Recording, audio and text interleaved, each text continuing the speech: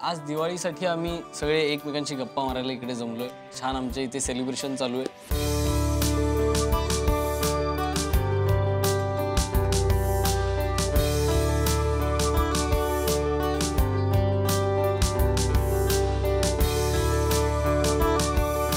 आपण सगळेच जण आपली सगळ्यात यंग मैत्रीण जी आहे माई, तिला आम्ही सगळेजण खूप मिस करतोय. ती US ला गेली आहे.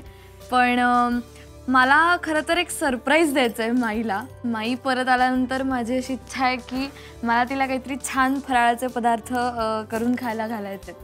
तर नलिनी काकू, तुम्ही खूप भारी फराळ करता, म्हणजे कडकच करता. म्हणजे कडक. हा, माझ्याकडे बघ, तुला कळत किती सुंदर अन्न बनवते, माझ्या अंगी लागले बघ.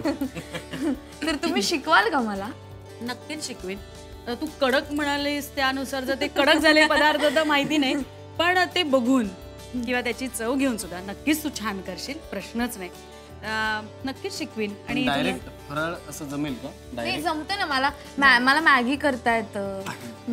फराळाचा भाग नाही वाटत. अरे शेव नाही का मॅगीचं, ते असं ते काय ते शेव तसंच आहे ते. असं शेव म्हणजे चकली, फक्त गोल. मला वाटतं हिने असं जरा असं बेसिक पासून सुरुवात केली पाहिजे. म्हणजे काकू शिकवते. दूध उकळवणे, पाणी गरम करणे, तेल अंड ओतणे, ग्रीप पासून.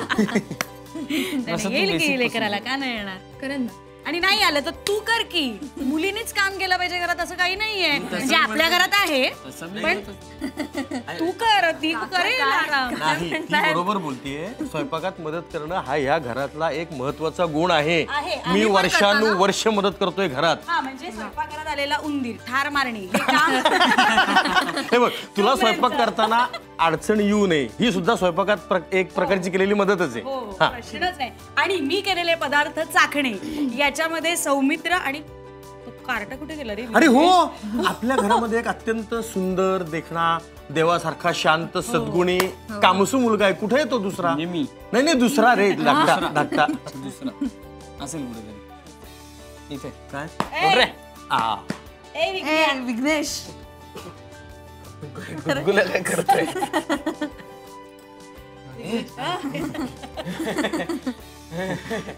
दादा सांगत जरा घरी कोणाला का, म्हणून चिमटे काढवतो.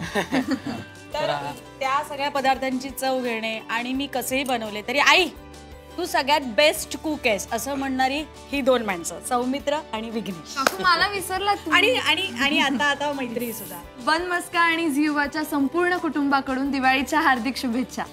शुभ दीपावली.